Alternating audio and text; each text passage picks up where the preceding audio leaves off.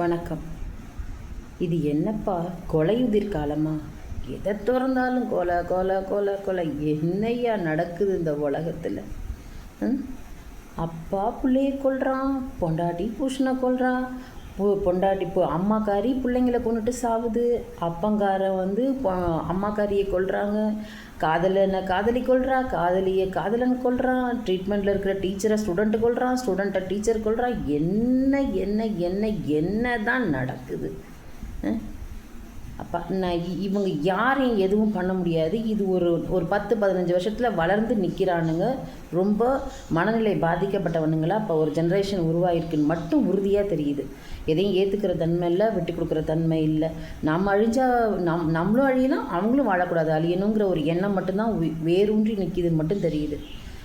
நான் ஒரே ஒரு ரிக்வெஸ்ட்டு ரொம்ப ரொம்ப ரொம்ப கெஞ்சி கேட்குறேன் இந்த பள்ளிக்கல்வித்துறை அமைச்சர்களுக்கும் முதல்வருக்கும். ஐயா, தயவுசெய்து இனி வரப்போகிற தலைமுறையை காப்பாற்றுவோம். நீங்கள் இவர் எந்த ஸ்கீமும் கொண்டு வர வேணாம். நீங்கள் நாட்டுக்கு நல்லது கொண்டு வந்த ஸ்கீம் எல்லாம் இருக்கட்டும். ஆட்சிக்கு வர்றவங்களோ இருக்கிறவங்களோ யாராக இருந்தாலும் ஒன்று கெஞ்சி கேட்குறேன், ப்ளீஸ்.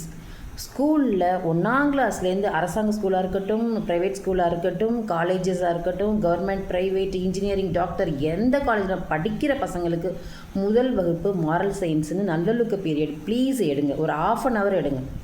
எந்த வயசாக இருந்தால் என்ன, அதுக்கு நல்ல ஒரு சைக்காட்ரிஸ்ட் டாக்டர்ஸையோ இல்லை கவுன்சிலர்ஸ் இருக்காங்கல்ல, அவங்களெல்லாம் அப்பாயின்மெண்ட் பண்ணி 1 hour ஃபஸ்ட்டு கிளாஸ் அவங்க படிக்கலாம் வேணாங்க. ப்ளீஸ், இந்த உலகத்தில் வாழ்கிறதுக்கான நல்ல விஷயங்களையும் விட்டு கொடுத்து மனுஷனாக மதித்து வாழ்கிற விஷயங்களையும் சொல்லிக் கொடுங்க. நாங்கள்லாம் படித்தோம், நாங்கள் உண்மையிலே படித்தோம். அதை சொன்னால் ஒரு கிறிஸ்தவ பள்ளியில் நாங்கள் படித்தப்போ எங்களுக்கு முதல் வகுப்பே அதுதான்.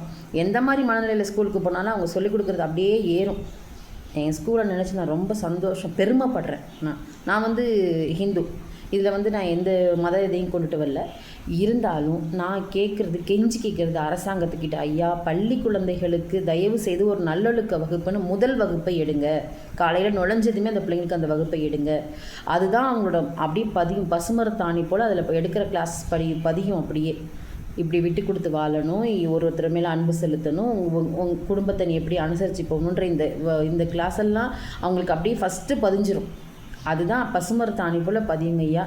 ஐயா, தயவு செய்து இந்த ஒரு ஸ்கீமை கொண்டுட்டு வாங்க. எந்த ஸ்கூலில் இருக்குதுன்னு எனக்கு தெரியல, இருக்கிற ஸ்கூலில் தான் ரொம்ப சந்தோஷம். ஆனால் இல்லாத ஸ்கூல் எல்லாத்துக்கும் ஃபஸ்ட்டு 1 hour இதை எடுங்க ஐயா.